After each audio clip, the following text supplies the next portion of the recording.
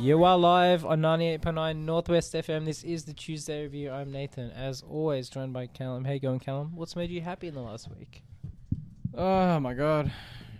Seeing weapons made me happy. I know that's one of our reviews of the week. Yeah, a little bit of a cop-out. Elder Scrolls Online. Oh, there you go. I was going to say, think about it and come back with something else. But nah, that fair was fine. enough. As for me, what's made me happy this week is probably the new AFI song, Behind the Clock.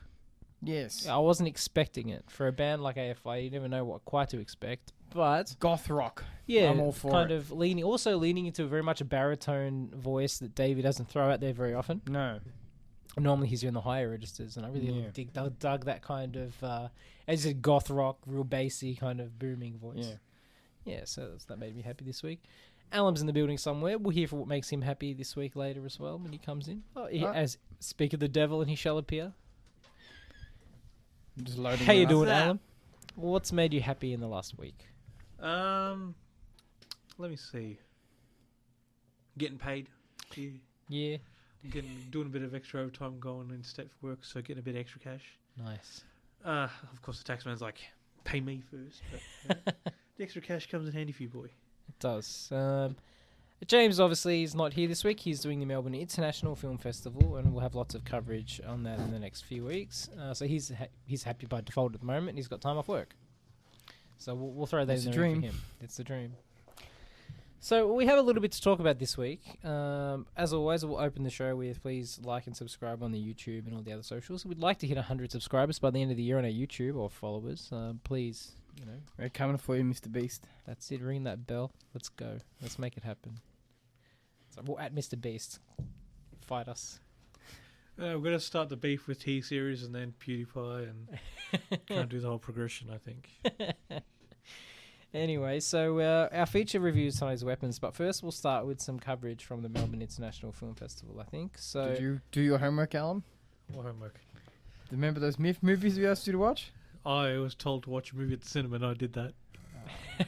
that's all right. We won't go into spoilers or anything like that because I think that some of these movies should be seen. And also James might want to mention them when we come back. We can do more of a bit of a deep dive. We'll just do a quick mention of a couple of them. The Golden Spurtle is one that me and Callum have seen and James has seen. We all liked it. It's a documentary about competitive porridge making in Scotland. Yeah, it's a great documentary. This is one you would probably enjoy, Alan. Competitive porridge making. So it's a full-on documentary? Yes. It's a full-on documentary. There is a competition, a worldwide championship porridge making competition held every year in Carbridge, Scotland. Yeah. And they take it very seriously. And it's just the only ingredients you're allowed to use are oats, water, and salt. Really? Can you bring your own oats or is it... Yes. Yes, you can. And part of the kind of intrigue and part of the drama of the whole kind of narrative of the documentary is you've got people bringing their own water and salt, right, and their own oats from home or from wherever they source it. And the sourcing of the water is like great intrigue. Yeah. You're using water from your own lakes, your own, like that kind of thing where it's kind of like that gives you the advantage Your in own some lock. ways. Yep. Your own oats as well. Like, you know what I mean? Yeah. Like, not all oats are created equally. Yeah, so No, it's that kind of thing where it's like, yeah, they're not just prepared for you. You got to bring your own, and that's part of the kind of. And the prize is the Golden Spurtle. And the prize is the Which Golden is Spurtle. A tool used to stir porridge. It's like a wooden spoon, but it's not Yeah. kind of like a spoon. It's more just like a rod. And Yeah, you use yeah, it. Yeah. I've seen those. I did a bit of oat making in my own time and went down the YouTube rabbit hole. And you're supposed to get whole groats and not oats, and you got to roll them yourself. And So it's a documentary about that, and there's people from all over the world. It's an international competition, and people fight it out in like blind taste testings at the end. And it's a great little documentary. It's only like 75 minutes. Yeah, and it's shot really, really nicely. It could be a Wes Anderson film. It looks so nice. It's very arty-farty in a good way. Yeah, it helps. Like, you just have there are beautiful towns in Europe, especially the UK. Just like beautiful towns, green lakes everywhere. Just awesome. Yeah, so that's one I think people should give a watch. I really liked it. I think Essentially you'd get a lot characters. out of it, Alan, too. Essential characters, it's Yeah. like a proper cast of characters, and Yeah. it's just nice. Something you don't think about as well. It's like kind of like, where do you source your water for your porridge? Where do you do this? Where do you do that? People take it so seriously. It was entertaining. Another one we have watched recently as well was Chain Reactions. Yeah. This is a movie based on like how the Texas Chainsaw Massacre film affected filmmakers and creatives in the decades after its release. So for those who don't know, The Texas Chainsaw Massacre was a horror film born in the 70s by Tobe Hooper. It was made on a shoestring budget with just its locations, like that they could do almost guerrilla filmmaking, not quite, you just use what you can. And it was a very influential horror movie, is a very, very influential horror movie. Because it doesn't show much violence, but it's I would say very extreme. Well, what do you think, Callum? Can you repeat that, sorry? No, I can't. We'll move on. No, so just about Texas Chainsaw, made in the 70s with a shoestring budget. It's very kind of extreme, even though you don't see anything, really. Yeah, so the thing about Texas Chainsaw is, by today's standards, it's quite tame. But when it was released, boy, was it shocking. Not because it was gory, just because it was kind of nasty. Yeah. It had just the look of the film was nasty. The way it presented the characters was nasty. The violence, when you saw it, was awful. And it had some more realistic violence that people weren't necessarily used to. Like in the start when the guy gets hit with the hammer and he starts convulsing on the floor. Yes, and that's shocking.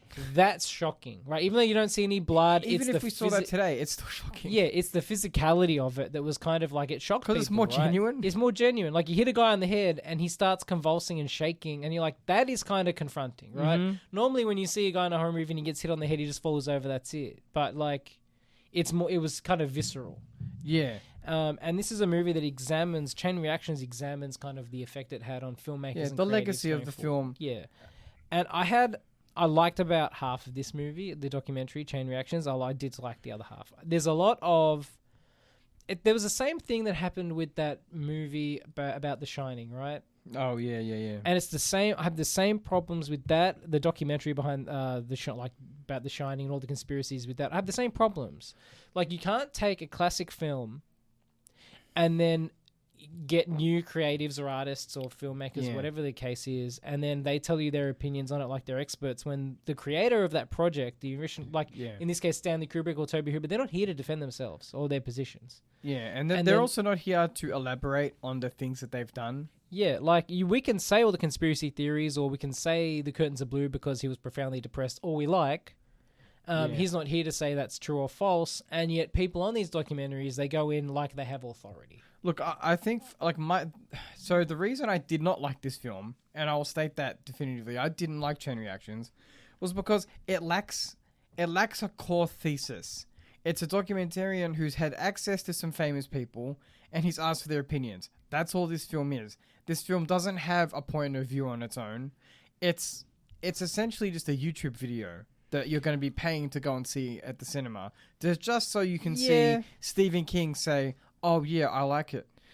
I liked Patton Oswalt's section only because it was based more around like how people received the movie at the time. Yeah, and I liked Takashi Miike's section. Well, he's the only one who answered the brief. Yeah, he was the only one who actually this is how that movie actually affected me. Everything else was like, oh, I like the movie because it was inspired by 17th century Renaissance painting. Yeah. No, stop it. So my understanding is the MIFF outline of the film. Continue. The MIFF outline of the film is essentially how did the Texas Chainsaw Massacre impact the people, the subjects of the documentary? How did it impact their creative output? Yeah. And that's kind of we just don't really get that. It's just it's like, how long is it again? It wasn't even that long. It's 103 minutes of waffle. Yeah. And so Patton Oswalt has this great idea about the sun turning people crazy, but that's obviously just conjecture. It's fan canon, obviously fan canon. Yeah. And that's the most interesting part of the film.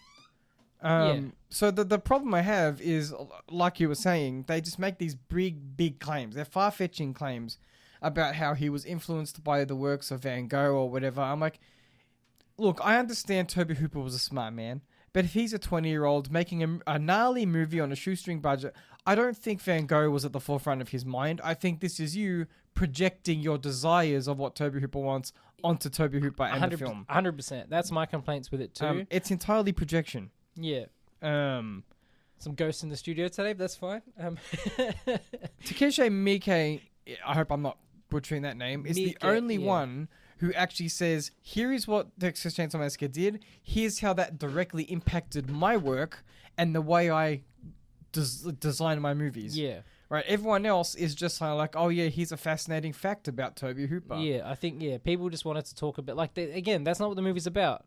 You like people are very happy to present their opinions as facts, and that kind of in a very documentary with a very straight, narrow, defined objective, it fails at that. It's Like you said, like I think the problem is people also aren't taking the movie in its context as the time was released. The movie had no budget. It was shot, on location where it was shot. Off the top of my head, I don't know.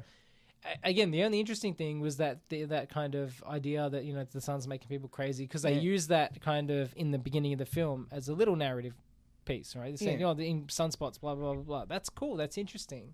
Yeah. And then we kind of see how that affected Patton Oswalt and Takeshi Miike. Has a good section as well. The others, I'm not sold on. Because it's like they take away the fact they're trying Karen to take. Kusama did an okay job at also being like, this is how it impacted the way she makes films. But like I said, as much as I love Stephen King, do you know how many essays have been written about Texas Chainsaw? How many movies, YouTube videos? An abundance of wealth on the subject. We don't need a documentary coming out of just people waffling about it. I know, and the thing is, I think people are also very happy to take away the kind of the context of the film at the time and how it was made. The dude was just doing what he could to make it look good with no budget, and it's kind of just like, oh, he's using these angles for the door. I'm like, yeah, because that's a horror angle. He's using Dutch angles. All horror movies use Dutch angles. Don't be like, it's inspired by this painting. I'm like, no, the dude's just trying to make a movie. No, that's right. He's young, just trying to make a horror movie on a small scale. Like it doesn't need to be anything more deep. Like I said, I think there's a lot of far-fetched. So Texas Chainsaw is important to many people. You know what I mean? Like these people obviously love the material, so they want to highlight the parts of the material that they love the most. And so to do that, they're going to say, look at this. Here is something he was referenced by because Toby Hooper's a genius, which obviously he was a smart guy. I'm not saying he's not. But it's the problem where you're trying to fluff up Toby Hooper to essentially be a mega genius, when in reality, how old was he when the movie was made? What was he trying to do? Realistically speaking, he was just a guy trying to get a film made with the resources that he had. I think about 50% of the stuff that the people are talking about in this film is just complete nonsense.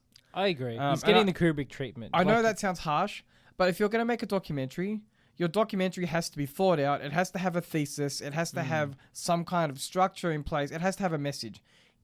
This is just people being like, oh yeah, well, look at this painting. Doesn't this remind you of this scene? Yeah. I'm like, yeah, cool story, I guess. Yeah, it's like, it reminds me of one of those thousands of YouTube videos, as you said, where it's like Stanley Kubrick's Eyes Wide Shut is really about the elite Hollywood pedophile ring. And there might be cases for and against that, but he's not here to answer it. Everyone's like, I've seen the first cut before it got destroyed by the studio, and this was what's in it. I'm like, yeah, but at least that's a cool story. I'm like, yeah, but cool story. But again, you can't back it up. There's no one here to prove that. So it's kind of just like, you can say what you want, but ultimately it's meaningless. Yeah. Because the author's not there to defend themselves. It's not even about defense. It's just like because he's assert their position. Yeah. It's because he's not around. You can just say stuff. Like I could go on a YouTube video and be like, Toby Hooper was actually trying to adapt Heart of Darkness. No one could tell me he wasn't because I'm there being like, oh yeah, but look, I can find this part of the script and I can be like, here's this reference. You can force references onto things. I could find one still of the movie and then create an entire backstory that never happened. Yeah. Much like the Van Gogh stuff. It is what it is. Yeah. So obviously we weren't a big fan of chain reactions, but that's okay. I'm sure other people love it, and that, you know what I mean? Like, that's the thing. It's like, if you enjoy Texas Chainsaw and you want famous people to tell you why they like Texas Chainsaw, it's a great film. But it's not much. It's not anything more than that. No. The last kind of MIFF film we have for this week is We Bury the Dead with Daisy Ridley. This is an Australian zombie horror film. You would like this, Alan, if you watched it. It's from the perspective of kind of like the first response cleanup crew. So the setting is essentially the American government does a whoopsie on the coast of Tasmania. And it A nuclear causes whoopsie. a nuclear whoopsie, or some kind of secret weapon whoopsie. Mm-hmm. And basically it annihilates the population of Tasmania. No big loss. Yeah. Oh. Anyway, so they might even gain a few brain cells. No, we joke. So essentially what happens is, the mainland kind of assembles teams in coordination with the army to go and kind of clean up the mess, identify bodies, and they're warned at the outset that some of them may move. If people are the lights are on, but there's no one home. Yeah. Right? If they're there, if they're walking around, just shoot up a flare and the army will take care of it. Yeah. And we follow Daisy Ridley as she joins this task force cleanup crew to find her husband, who was there? in Tassie on some sort of business trip mission thingamajig. And I liked this movie. I did. I thought it was very well done. It was awesome. It's a good take on like the zombie apocalypse, because we never really see a zombie movie, like a zombie horror movie, through the lens of initial first response, right? Would you say that's true, Mr. Alamdeep? How many first response like zombie movies have you seen? As the outbreak is kind of happening. Yeah, most of the time it's kind of glossed over. Like you see like 5 minutes of the movie discussing kind of the outbreak, and then that's it. Yeah. Then it's like what people have done 2 years later, 28 days later. Yeah, that's it. And this is a movie that kind of, it settles itself in that it's not the immediate outbreak, but it's the cleanup. It's it's organizing the rescues and the cleanup. And I think that's a very interesting, underrepresented zombie kind of setting. Now, this is this is a nitpick problem. And Alan, you've been to Tassie most recently out of all of us in the studio. Was it brown or was it green? It was very green. Okay, that's not in this film. Not in this film. It was it's clearly not shot in Tasmania, but that's fine. This is a nitpick, but it was shot in Western Australia. Are you serious? And it looks Western Australia. And it looks like Western Australia, and they call it Tassie. is the push that because of the big nuclear whoopsie, everything's gone brown? I don't know. No, they don't mention that. Yeah. But it was very odd, because I'm like, this was a tweak that they could have just made in the writing stage. Arguably, Western Australia is just as isolated as Tassie, right? Yeah. You can make that argument. Yeah, especially like if you're in a situation where you as a call it a zombie or the lights are on but no one's there kind of person, your ability to drive a car and kind of get yourself out of WA is non-existent. Yeah. Unless any human being tries to walk out of that area, it will die. Yeah. So it's one of those things where it's like you could have just tweaked the script a little bit to just have it shot in Western Australia, or shoot it in Tassie. Yeah. It'd be beautiful shooting locations. Yeah. I don't know why they didn't. It's rolling hills. It's a lovely. picturesque location. Yeah. I think they also got some mad assistance. tax credits. Yeah, I think they got assistance from the WA government to shoot it. Of course. But then I don't understand why they didn't just set it in WA. Doesn't matter. It's American audiences aren't going to tell the difference. No. Most Australians aren't going to tell the difference. No, but it's one of those things where it's like you're watching all this brown, rural, rugged kind of, outbacky landscape. Screams Tassie. And it screams Tassie to you, obviously. But other than that, that's a nitpick, right? I'm not going to... Yeah, no. I understand. But I really liked it. Also, the zombies were very well done. It was all practical. What I liked about this was actually... and the teeth gnashing. Yeah, like I put in my We Bury the Dead Letterboxd review, I thought it was kind of touching. Even the interpretation of the zombies was kind of touching. It's not so... they have a spectrum in this film of zombie, right? They start... but when the zombies begin, they're docile, kind of, and then they get more aggressive the longer they've been a zombie. So how it starts is, essentially, everyone dies in Tassie, and sometimes they wake up. Yeah. All right, so it's like you don't have all the zombies happening at once. You just, if they pop up, they pop up. So you've got, as you said, a spectrum of zombies at all different stages through this apparent zombie life cycle.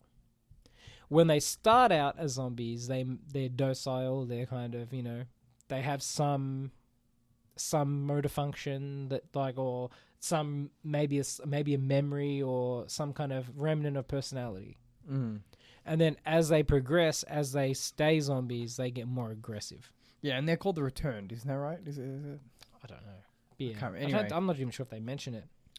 One of the scenes that really stuck out to me was there's a scene where there's an undead man digging holes, and he's not aggressive. So Daisy Ridley's scared to see him. He looks at her as he's doing his teeth crunching thing, and he's digging his holes.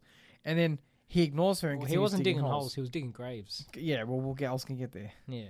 Anyway, it cuts to Daisy Ridley assisting him rolling the bodies into the holes. And I thought that was really touching. Like, for some reason, he was compelled, I should say, to be, digging holes out of some sense his of... remaining cognitive function. I guess, a zombie sense of grief. Yeah. Which I thought was very interesting. It's the remains of his cognizance. Yeah. And the same with these. There's a zombie in it who's pregnant, and obviously she has her problems as well. And I thought it's just interesting interpretations that aren't too common on screen. Yeah. A pathos to the zombie plight that you don't really see in the movies of George Romero. Yeah. What's your favorite kind of zombie? Let us know. What's your favorite kind of zombie? I like the ones that are real fast and aggressive. The 28 days later ones. The scary zombies. Yeah, the ones that you just want to kill and move on. Anyway. So that's our MIFF coverage for this week. Continue listening every week for the next 2 or 3 weeks. And we'll be covering more movies you can find at the Melbourne International Film Festival. And hopefully released wider this year. Later this year. Our feature review, however, is the new movie Weapons. By Zach Cregger. Preggers for Cregers, as the kids are saying on Twitter. What? Yeah, that was, I think, hashtag Preggers for Cregers. Pregger for Cregger. Yeah, I'm sorry, continue. You know what? Before we go too deep, we need the computer and we need the crickets. Yeah, that's what we need. Yeah, maybe we do. We may go to a very quick break. You are back live on 98.9 Northwest FM, your local community radio station in the northern suburbs. Getting straight into it, Zach Cregger's Weapons is, I guess, the It horror movie so far of the year. There's been a few. But right now, this is the It horror movie. This is the Now movie. Yes, this is the Now movie. Horror comedy. Horror comedy, horror drama, I guess any movie when you're It's dealing not a with... comedy, man. Yes, it's funny as hell. Anytime it tries to be scary, you just laugh at it. So this is something I've been seeing online. People are calling it a horror comedy. And it's unintentionally funny. Yeah, I didn't receive that at all. For me, it was a straight up mystery horror movie. You stink. Yeah. Anyway, continue. You rolled a 1 on perception. I doubt I did find one part funny, and that one part was when Benedict Wong's dinner is like 8 hot dogs. That's a reference to a Whitest Kids You Know skit. Oh, okay. Yeah. And it's like so Zach Cregger's he was part of a comedy troupe before he got famous with Barbarian. And that was a reference to a skit they did. Okay. But it's still funny. I'm like, these dudes are sitting down for dinner and they got like 10 hot dogs and all ranch and stuff. I'm just like, how are they not dead? As people are saying online, boy dinner. The funniest part is I literally do Frankfurter Friday at work where I feed the boys hot dogs. Yeah, but do you have like 4 or 5 each? And then more or less. Do you pay out of your own pocket for that? I personally go and purchase hot dogs in the buns. Oh, Jesus Christ. I do it for my warehouse boys because I care about them. And then you get the money back off the business, or you eat that cost? No, I eat that cost. I don't mind that. What a loyal man. That is something I do for just my people, though. Yeah. Not for the wider company. I should go work at your place. Yeah, so it lost out to Wiener Wednesday and then Sausage Saturday. And Chipolata Tuesday, but that's another issue. Yeah, we work hard with naming these things. We do committees. But yeah, like, to me, it was just like, yes, it's part of a goof, but also I'm like, that's just my life, Sometimes you just want to eat a couple of hot dogs. Also, what 2 guys eat in the comfort of their own home? Why no one That's to be true. judging? We're not judging. For all you know, there's a reason they eat those hot dogs. Tradition and whatever. They have special meaning. That's it. Maybe they also once used to work in a warehouse where every Friday they would have hot dogs, Callum has more on this movie, like in a greater kind of detail on the Substack, which is thetuesdayreview.substack.com. That's right. It's full of spoilers, though. That's right. If you're interested in our opinions, such as they are, feel free to check out the Substack every week for some kind of written down ideas about movies. I'm not going to tell you they're good ones, but they're there. Well, hopefully we'll be there. Yeah, but in this particular instance, it is full of spoilers, so please watch the movie before you go read the Substack article. I'll fight people over it. I have some strong ideas. Yeah, so look, we'll get into what the movie's about first, and then we can go into some of those ideas, because I think they do need to be talked about. So essentially, the movie's about, at 2:17 in the morning, one school day, all the children in one specific classroom. 17 out of 18 children. Yep, 17 out of 18 children. They all get up in the middle of the night at 2:17 in the morning, and they walk out and go into the... No, they Naruto they run. Naruto run. They Naruto run into the dark. They Naruto run into the dark, yeah. We had a giggle about See, that. the whole time, I'm just listening to the Naruto opening Go, or better known as Fighting Dreamers. He's like, we are fighting dreamers. As the kids just running. And again, it is what it is, but part of that possibly, tinted the film more comedic to me. Just the Naruto run. Yeah, and they're never seen again. And kind of as a mystery, the What mystery happened to 'em? unsolved. Yeah, Yeah. the mystery unfolds, and we follow certain characters that are, I guess, close to the issue at hand as they navigate their feelings, their mystery, finding the kids, what happened to them, blah blah blah, as it goes on. Interestingly, I think this is also a brave movie in how it's constructed because it follows this kind of some of the same events from different points of view. I'd absolutely love that bit. Which they stole from Pulp Fiction, am I right, boys? That's a joke. That's a joke. Only we need the cricket sound again. Yeah. No. Comes 0 for 2 today. Yeah. But One more out of you and you're outside, boy. Comes like, fine, I'll go home.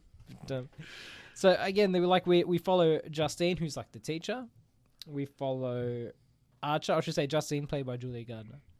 We follow Archer, who is one of the fathers of the missing kids, played by Josh Brolin. Yeah, We Mr. Brolin. follow Paul, who is played by Alden Ehrenreich. And we follow Great mustache in this film.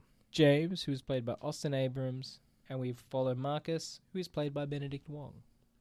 And then we also follow, at one point, the last remaining child see the events from his point of view. Whose name is Alex, played by Kerry Christopher. So it's like, again, it's those events, it's the situation followed by a diverse group of people related to the situation. And it's done by a tasteful black title card, which I love. I love black title cards. It is very tastefully done. Also, one thing I like about this movie is the editing and the photography. There's quite a few kind of long shots in this movie. Yeah. Like even at the start, we're following Justine as she's going to the liquor store. Yeah. Because it's hard being a teacher. Am I right, boys? Yeah. Um, It's hard doing anything. It's hard being an adult these days. Yeah. And, it's like a long shot as we follow her. She gets out of her car, goes into the store, goes down the aisles, picks up the alcohol. Like it's a big, long, drawn-out shot. Yeah. She picks up one bottle, hesitates, picks up another one. Yeah, and you're just like, she just spent like $30 at most, whereas we'd be down the hole for 100 at this point. If not more. But, yeah, and the photography was nice. No quick cuts, no... You know why that is as well, don't you? He had a lot of help and support from David Fincher. Nice. In prep and post-production, Fincher was available for him, and he taught him all kinds of stuff. Nice. So that's part of the reason the film looks so nice, is because David Fincher was like, here's what this lens does, here's how you use this lens, here's what you do here. It looked beautiful, and the filmmaking was good, the cinematography was good. As I said, no quick cuts. It was a movie that allowed, I love movies where you settle in the frame and you just watch events play out as if you're... And a lot of horror movies... Yeah, as if you're... And a lot of horror movies, this is the way they should be done too. You're a fly on the wall as you're watching things happen. You have no agency. You're just watching. Yeah. It's like voyeuristic. Yeah. And this movie does that quite well. And I like that about it. There was some funny parts. And, but for me, it was... there was a lot of good tension. Josh Brolin was really good in this movie. I think the one problem I have with this film is the marketing. A lot of the scary parts were actually straight up telegraphed in the marketing itself. So there were character moments that I anticipated because I'd already seen them in the trailer. So I knew when a character's title card came up, okay, we're going to get the build up now because something has to happen to this guy because I've already seen it. So that deflated my sales a little bit. I think that if you have a movie like this, where there's a principal character cast and you see things from their point of view, the trailer should not be including pivotal moments for those characters because that's a spoiler. It's not like a little teaser; it's a straight up spoiler. Do you know what I mean? That's true. So we've all seen the bloody parts with Benedict Wong because they're all over the trailers, they're all over the internet, the teasers and whatnot.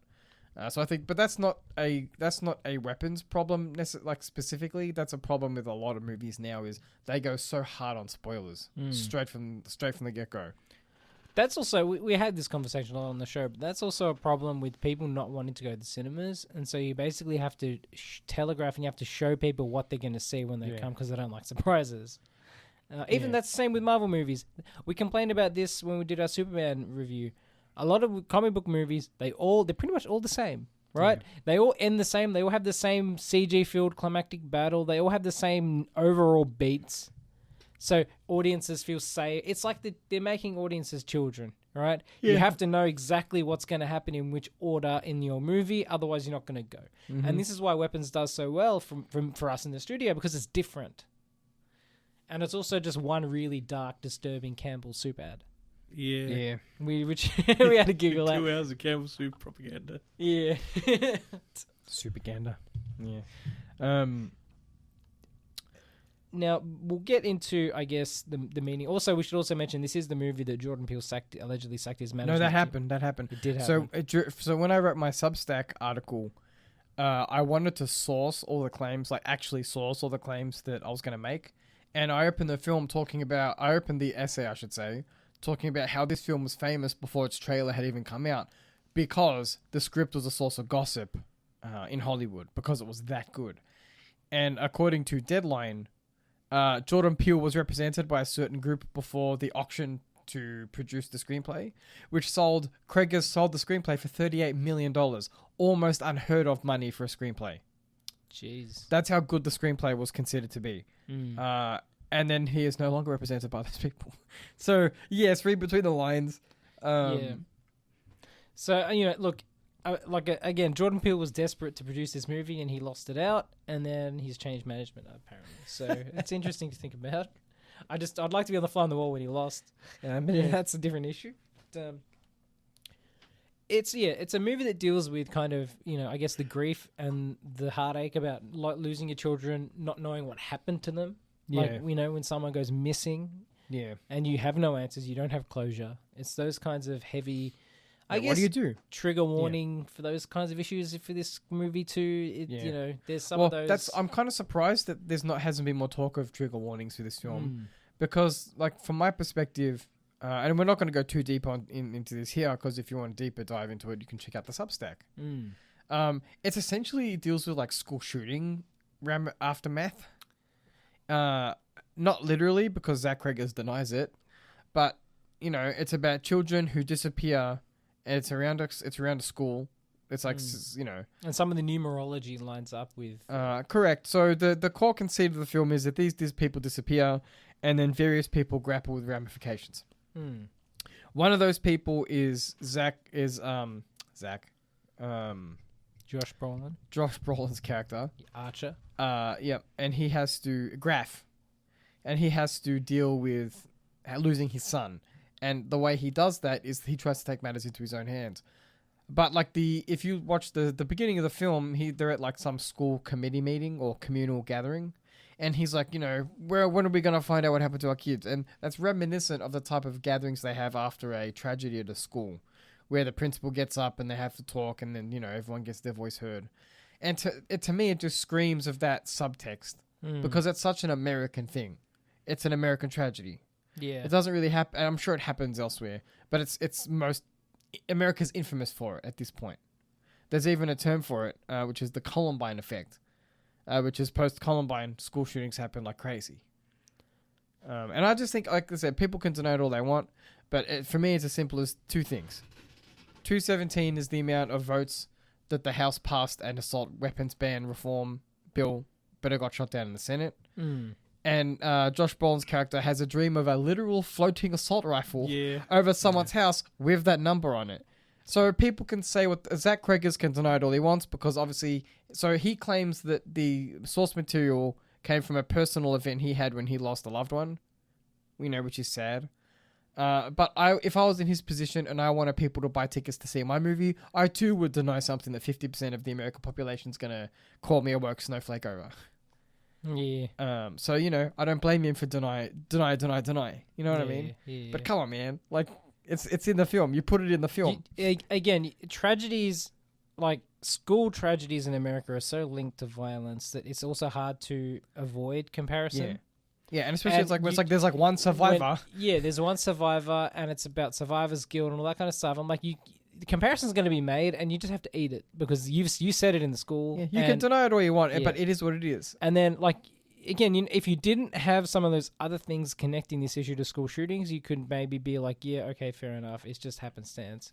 Yeah. But you got a man dreaming of an assault rifle, and his kid's missing. I'm like, He was also a military man. he was a military. Yeah, but again, you got to take it in the context of the tragedy. That's right. But it's all tied up and it's tangled. And by setting a movie about a tragedy at school, people are going to make those assumptions. Are we going deep into spoilers as No, well?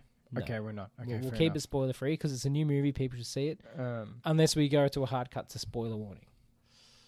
Do we we do want to it? go into spoilers? There are a few things I would like to discuss in the spoiler section, but if there's more discussion to be had, that's, I guess, more vague. More We'll continue keeping it spoiler free for now. I find it interesting, and this is just me, huffing my own farts. But like all the characters seem to have. This is something I talk about in Substack as well, because I have a lot of thoughts about this film. They all have like mirrors, and I think it's interesting how characters are like opposites of each other. Cregger claims that each primary character in this film is like an element of his own personality. I think that's an interesting interpretation as well. So the man likes his booze and his soup. That's what I'm hearing. Yeah, I guess so. He has that liquid diet. I one thing I admire about Cregger's is that his approach, and this is in this is shown in Barbarian as well. His approach to horror isn't overly graphic. He's more interested in tension and the building up of horror. So it's like as opposed to something like Terrifier, for example, which is like the horror is shown on screen as gruesome as it can possibly be. Terrifier has this place. Watch it with your mum. Yeah, that's it. Watch it with your nan. But yeah, I think it's interesting how restrained he is, because he wants the horror to be almost off screen for most of the film. You see elements like very It style. It's like It style or Sixth Sense style, in the where it's a little corner, in the it's- you corners. You don't can't always- quite see it. Yeah. It has a lot in common with Long Legs. It's for me a little bit. Not as weirdo as Long Legs. No. But it's more mainstream. But yeah, it's great to see horror movies that can deal with heavy themes while doing it in an intelligent way and not being overly gory or overly dramatic. Yeah. So I think that he succeeds in creating an adult supernatural horror movie, as opposed to just making something as broad as he possibly could to appeal to the biggest possible audience. It's not that. When I say it's not an easy movie for people to watch, it's difficult subtextually because it deals with heavy themes. It's not a ha-ha film like some people are portraying it to be. Outside of Naruto Run. I think maybe... But again, even the Naruto Run, that's a very millennial... That's what I'm saying. I don't know that Zach Cregger would understand that. I think that's just an accident. Because they all of the characters who were afflicted with a certain condition, Yeah. they kind of have things in common. And I think that that's by accident. I think for me, one of the things that this film could have gone away with is absolutely toning down the jump scare completely and just not having I it. would have had him in there, yeah. He Yeah, still has because them. I think that cheapened the experience for me Yeah. of the overall film, and in one case, it just made me laugh. So, Yeah. like... I think he doesn't do it as much as other horror No, directors. Like no. if you watch like the Conjuring verse movies, Yeah. like they're like every 5 minutes there's a jump scare. And that was, again, like one of the biggest strengths that like something like Smile or even Longlegs had was you try and make the overall environment of uncomfortability rather than rely Yeah. on any kind of jump scare. And if, again, it did quite well with that, except for the key situations where a couple of them kind of didn't work for me. Again, kind of felt goofy, almost.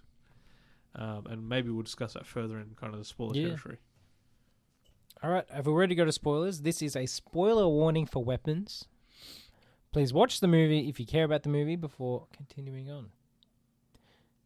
Yeah, so it turns out, the kids were abducted by a witch. Yes. Yeah. And it's... this is interesting to me too, because the witch herself, Gladys. Gladys, The aunt of the soul surviving she uses child the term consumption in the movie, right? Which is an older term. for And tuberculosis or something. Yeah. And that kind of made me question on how old is this? Like, I think she's not really the aunt. I think she's much older. Like Yeah. the great aunt. Yeah, if she's related She's probably at not all. even related. it's probably one of almost those, like a Suspiria Yeah. kind of thing. Like, Yeah. you know, they're really, really old witches, you know, and they use life force to... Yeah, well, it's interesting. So I think that there might be more to that story because Cregger has another idea for a movie set in the weapons universe, and it's not going to be. It's like 3 movies down the line here. Yeah. But so there's more meat on them bones. So that kind of interests me because I want to know more about her. I don't think she's the aunt at all. I think she's possibly just unrelated. Maybe she killed the aunt or assumed the outside didn't Yeah, see. she's probably like used like social engineering almost to say I'm your aunt, and Yeah. you know, it's like I mean, or magic. yeah, Yeah. because what I think is implied that what's the kid's name, Alex? Yeah. Alex's grandmother is no longer alive, Mm. who this aunt is related to, Yeah. and that's what she meant. She said my mum would keep her if she was Yeah. alive. And they haven't seen her for like Yeah, 15 so years. they've kind of relied on that kind of lack of knowledge, at least Um, to move into the house. So that was interesting to me because she's obviously not who she says. No, she says she's clearly some old witch lady. And again, I quite like the overall kind of theme of that. The only problem is, again, you don't see her evil nature come out as much as I want. It almost plays off as goofy. She's part of one of the jump scares. Mm. And that jump scare, like, it kind of made me, like, not laugh, but I'm like, that was a bit funny, like clowny almost. Yeah, I think because she uses the old lady makeup, Yeah. full effect, and she almost looks like a clown. Oh, yeah, she gets pretty clowny in Yeah, there. she there are especially when there's out of focus scenes. I'm like, is there a clown in the Yeah, background? just clown around. And they could have done that Yeah. better because then you run into territory of people just thinking it's going to be it. Yeah. Whereas one scene where she is visiting the principal on Alex's dad's behalf, she has this like laugh, and you can hear the undertone of like a demonic laugh in it. And like that's what I want to see Yeah, I more like of. that Where scene. like, okay, so she's clearly like parahuman, not Yeah, something else. But I didn't expect her to turn into a full-fledged monster or anything like that. yeah, But I did want to feel a little bit more of the nature of her power and exactly what she was doing. Not to the point where it's all revealed and yeah. you see the whole ritual, but still a little bit more of that versus just her clowning around and I did like the how the magic worked. Yeah. I thought that was interesting. Like it kind of elements of voodoo and blood sacrifice. that Yeah, sort of thing, it's interesting because it's not like the typical magic you'd expect from a white woman. yeah. Because it's very very traditional style with the twigs and their hair and Very the shamanesque. And, Yeah, Yeah. it's kind of like some Yeah. some sort of shaman voodoo kind of stuff Mm. involving like wood, twigs, tree branches, and blood and personal effects. Yeah, I thought it was interesting how like the zombies have like 2 modes. You've got like docile mode where like they don't feel anything, they don't do anything, and then you've got like attack mode where they turn into like the Terminator. And that I thought that was great because like there's that scene where Benedict Wong is attacking what's her name? Oh my god, I'm blanking. Julia Yeah, or Justine. Justine. Yeah, Justine. And like he just won't. He's a machine. Doesn't matter what happens to him, he won't stop going. That also comes into the kind of the parasite motif that runs Yeah. through the The film film. too. With like when they're controlled, they're like it's like a parasite, like a psychic parasite, spiritual parasite. Yeah. So like they're not controlled by themselves anymore; they're controlled by the witch, which is a parasite. Yeah. And it's like they only have that one goal. They have that drive. Nothing will stop them. So they're ignoring physical injury. They're ignoring Yeah. everything. They are compelled to do what the witch wants, and that's all they care about. Similarly, the other great scene that's super uncomfortable to watch is when towards the back half of the film when Alex is just learning about what it means to be living alone with Gladys, like because his parents are bewitched, for lack of a better word, and then she makes his parents stab themselves in the face with the cutlery. Gruesome. There's no blood. It's just gruesome to watch. It's just violent. Yeah. Yeah, and then she says, "I can make them do all this stuff," and you can see that poor boy. How old is he? He's in 3rd grade, yeah. so he's young. He'll be 8 or 9. Yeah, can you imagine being in that kid's shoes? Well, yeah, Horrific. like when you're at that age as a child, your reliance on your parents is immense. Yeah, And Yeah. in the situation where they no longer have that lucidity about them, that they're not in control, and you're trying to stop them, you're trying to take care of them, that's like horrific. And that again plays the whole part of it's not about showing you 50 jump scares and somebody's head coming off or something. No, this is about genuine horror of like what anyone would experience as a child. I think anyone who's lost a parent, like at a shopping center as a child, that's a horrific experience. You just you cry, whatever. panic. You Yeah. panicked, and you're just like, what do I do? Matt, I still panic when I lose my mum. Yeah, that's it. When you're at the grocery line, she's like, I'll get 2 more things, just wait the line and Yeah. get closer because where are you? Again, also coming back to, I guess, use of violence in horror, and I guess comparing it in some ways to Texas Chainsaw, the violence is more realistic in this movie, apart from maybe some scenes towards the end and some kind of, I guess, peripheral horror stuff. The use of violence is actually quite grounded, like in, we'll say, the cutlery scene. Mm. They're like people getting stabbed with cutlery, and it's not particularly gruesome. And there's not blood everywhere. It's just hard to watch. But it's just violent and hard to watch, right? Yeah. Because it feels like it could be real. It's not over-the-top gore. And I like that about the movie. It was kind of, more grounded for the most part, even though obviously it deals with fantastical elements and magic and whatnot. It was more, down to earth, I feel. Yeah. Like the things I kind of needed a bit more from the film was, I guess, okay, so she's kidnapped like 17 kids or 18 kids. Yeah, Mm. presumably to increase her life force. Yeah. But that's the one of the issues I have with the film, is it's up to the audience to make their own conjecture about how this is going to work for her, because she doesn't explain it, and it's No. not, no one explains it. She just says she's sick and this will help her. Yeah.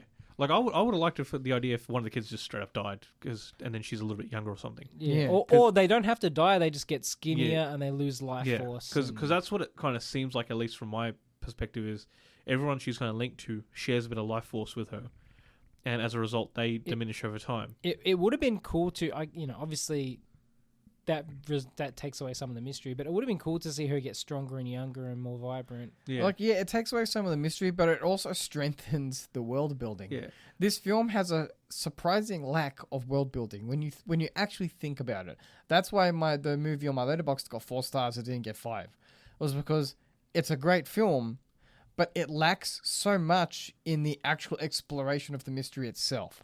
Because we find out where the kids went, but ultimately that's it. We don't find out what happens to the kids. There's no. If this movie was made in the 90s, there'd be a hospital scene where you'd see a kid hooked up to hospital machines, and there'd be a doctor who would, you know what I mean, and he'd be like, "Oh, catatonic," rah, rah, rah. Yeah. And we get a little bit of, okay, well, let's draw point A to point B. But you get a little bit of an exposition dump towards the end as well. You say Alex's parents are now being fed soup, but by someone else, and Alex is living with another aunt. And then so it's like. Well, and it ends with them with the child, the narrator, saying, and some of them even learn to speak again. Yeah. So it's like these kids have very clearly suffered. Even Alex's parents, they've been the ones that are technically under the spell the longest out of everyone, and they're now in 24-hour care, from what it seems. So clearly, like the magic is not without consequence, even if you're not, I guess, absorbing the person. Kind of knowing that a little bit, I don't know, that would have helped.